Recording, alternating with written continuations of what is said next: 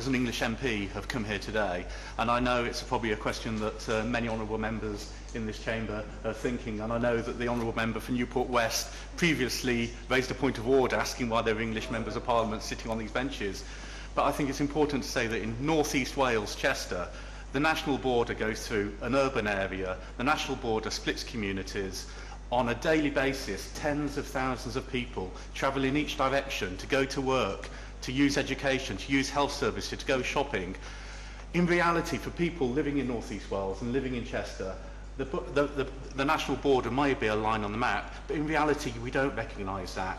We travel across the border every day, and there are times when I, as an English MP, do look and do think that sometimes the UK Parliament, sometimes the Welsh Assembly, they put forward legislation without considering the fact that there may be thousands of people, if it's a Welsh Government bill, there may be thousands of people on the English side of the border who are affected. And similarly, if the UK government is putting forward legislation that's England only, there may be tens of thousands of people on the Welsh side of the border which are affected. So I wanted to take this opportunity to just go through some of the bills which are in the Queen's speech and to highlight some of the issues affecting the cross-border situation. And the first one of those bills I wanted to mention was one that the Secretary of State talks about in his introductory speech, which is the social care bill. And I was very interested to hear both the speech from the Honourable Member for Blaenau Gwent and for Cynon Valley, who were concentrating on this. I'm not going to look at the bill itself, I'm just going to have a look at the impact on people who might live close to the border, because as the Secretary of State said, it is an English-only bill.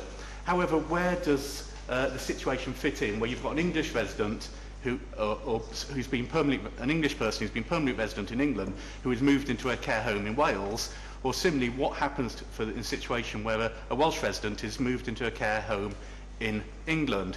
Who is then responsible? And I was pleased to hear that Secretary of State did say that within the bill there would be provisions to include effective reciprocal cross-border arrangements.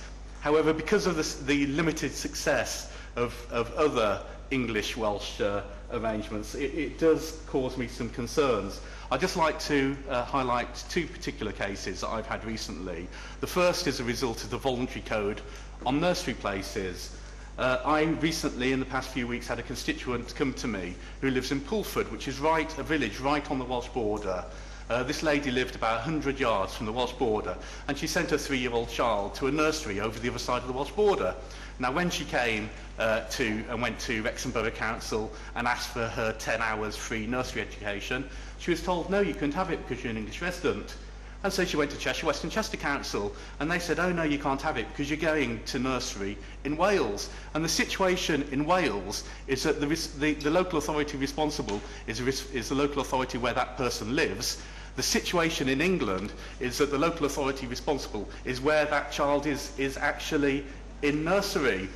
In England, there are agreements if you go into a different local authority, the local authority who has the nursery pays, but there are no cross-border arrangements to cover nursery care. When I went to the Department for Education, I was told that, well, this should be a voluntary code decided between Cheshire West and Chester Council, Wrexham Borough Council, Flintshire County Council. However, when Cheshire West and Chester Council went to Wrexham and asked them to organise some sort of reciprocal agreement, Wrexham turned around and said, no, we're not interested. Because as far as Wrexham was concerned, if it's a child resident in Wrexham, they would pay for it in England or in Wrexham or in Flintshire. But for situations of children from England coming into Wrexham, they had no responsibility at all, and they weren't interested in talking. With nursery provision, the voluntary code is not working at all. There is no voluntary code. The other areas where there is a cross-border protocol, which is, of course, in health, and we all know that health is devolved in Wales. And I'm sure many members of Parliament who are in constituencies near the border frequently have constituents come to them who are looking at registering with GPs on either side of the border, and they find it incredibly difficult. Practices on either side of the border, they are involved in different organisations, they use different computer systems, there are different funding mechanisms, there are different rules for doctors, and it becomes incredibly difficult for a resident in one nation to register in a GP's practice in another nation. And that is quite topical at the moment, because we are seeing quite a large number of people from North Wales wanting to register in England, of course, to access the Cancer Drugs Fund, which is only available in England and isn't currently available in Wales. Of course. I'm very grateful to the Honourable Gentleman from Giveaway, and I know he's new to this committee and also new to the Parliament, as it were. Perhaps I could just refer him to the investigation that the Welsh Affairs Committee conducted into cross-border services, on which both myself and the Secretary of State actually served some years ago, which looked at this problem of cross-border health provision and found that it was less problematic than we thought. But also, interestingly, that more people from England were registered in Wales than people from Wales registered in England. Traditionally, that has been the case. You're absolutely correct that more people did register in Wales than otherwise. But since the introduction of the Cancer Drugs Fund, which is only about a year or so ago, we are seeing the flow in the other direction. And where we are seeing a major flow from Wales to England is actually in hospital services. Of course, in North East Wales, in the Chester area, there is no major hospital. You've got Wrexham, you've got Bodelwyddan, but in between, there are no hospital facilities. So, of course, a lot of people in North East Wales come to Chester to access NHS services. The figures for A&E shocked me. About a third of the people who are currently accessing A&E services at the Countess of Chester Hospital are from the Welsh side of the border. And the agreements for funding A&E services are very, very poor. And the Countess of Chester are very concerned that they are losing out financially, and the people in West Cheshire are losing out financially because they are having to subsidise. Of course I will. I didn't mean to intervene in this particular debate, but he's a bit behind the times, I think. The Betsy Cadwallader, the Health Trust, have said there will be no further cross-border referrals without prior authorisation of the trust.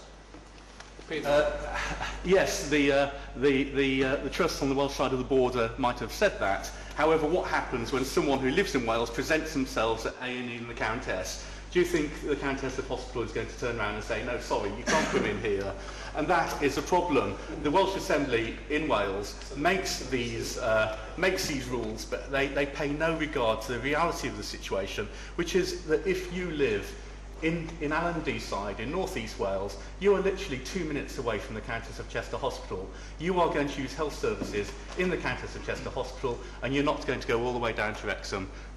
I wonder why Honourable Friend is aware that the Honourable Member for Allen and Deeside has very recently written to the Welsh Health Minister expressing precisely the concern that he is dilating on at the moment.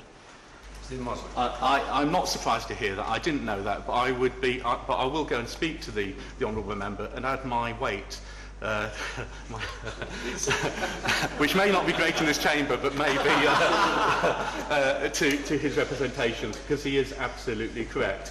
And this is my concern. You have a protocol, you have situations where you have voluntary arrangements, and they're not working properly. And I just want to ensure that the Secretary of State is aware that when we do look at the social care bill in details, you've got to make sure that you dot all the I's and cross all the T's to make sure that the arrangements that are put in place are watertight for people who live on both sides of the border. There are other issues. There are other bills within the Queen's Speech that I just want to quickly comment on. The Antisocial Behaviour, Crime and Policing Bill I very much support. And again, because of the close proximity between Chester and Saltley in North East Wales, we do have situations, and we have had situations a couple of years ago, where there is antisocial behaviour on the Welsh side of the border. The Welsh police got involved, cracked down on it, and of course it moved 100 yards onto the English side of the border, which then kept causing a problem until the English police came along, got involved and sent them back again. Now what actually happened was the North Wales police and the Cheshire police got together and started to doing joint patrols in Saltney, and actually they eliminated the problem altogether. It was an absolute fantastic piece of work between two different police forces. However, what I am concerned about is that within the documentation that I've seen involved with the bill, the Welsh Assembly are looking at the bill to see which of those powers they do think should be devolved. And I have heard that from time to time it has been suggested that the Welsh Assembly do want to take some sort of control over and gain some sort of devolution over policing. Now I would be very, very concerned if that was to happen. I would hope that the Secretary of State would do his utmost to make sure that policing remains a UK Parliament responsibility. if only... Well, England and Wales, yeah, England and Wales' responsibility, so that the good work that occurs in the border areas can continue, and those police forces can interact with each other in the same way that any other two police forces in England and Wales react, rather than a situation that we see in the NHS, where the national differences can cause problems for local residents. Like the member for Morecambe, I am incredibly impressed and pleased to see the high-speed rail bill included within the Queen's speech. Especially since my constituency, Chester, is on, or is basically at the end of the North Wales Coastal Railway. The high-speed rail will put Cheshire within just under an hour of London, and by having the access to high-speed 2 at Crewe, we have the potential to allow that easy access to London to continue all the way along North Wales. There is one little sticking point, of course, in that currently the line from Crewe to Chester along North Wales is not electrified, and I hope that the Secretary of State is putting his boot into the matter and doing his utmost to ensure that the North Wales coastline is electrified. I know he has had discussions with the Transport Secretary. I would just like to encourage all members in the Chamber today to get behind that project, trying to encourage electrification of the North Wales line so that we can have trains directly from London on high speed 2 coming off at Crewe and going along the North Wales coast. One other bill that I'd quickly like to mention is the Offender Rehabilitation Bill, and that's because I've been contacted by local councillors in Wrexham who are very keen on ensuring that the proposed North Wales prison happens in Wrexham. They told me that the leader of Wrexham Borough Council, Councillor Neil Rogers, and Councillor Hugh Jones, who's a Conservative, recently met the Ministry of Justice to put forward the case for a prison in Wrexham. Apparently, they tell me it's supported by a large number of people within Wrexham, and it would be hugely advantageous to have a prison in North Wales to allow easy access for families to people, to help rehabilitation in North Wales, and to ensure that people from North Wales aren't having to travel large distances to visit their loved ones if they happen to end up in prison. There seems to be cross-party support on the Borough Council for a prison to be located there, and that support is echoed by the Regional Leadership Board and neighbouring North Wales and English local authorities. So again, I know the Secretary of State mentioned that in his speech. I would encourage him to follow that up. Lastly, I might have been slightly negative about the cross-border relationships between England and Wales.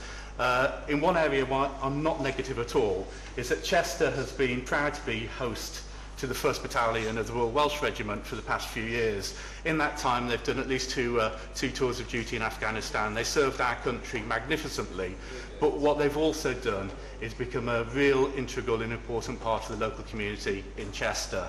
The families have got involved, the children have attended local schools, and they've really, really been a pleasure to host. Unfortunately, they are now in the process of moving down to Wiltshire, and before they move, I'd just like to officially put my congratulations to them and my thanks to them for the work that they've done whilst they've been in our city, and thank them for the work that they've done for the country. Before I call Chris Evans, I remind the committee that I will be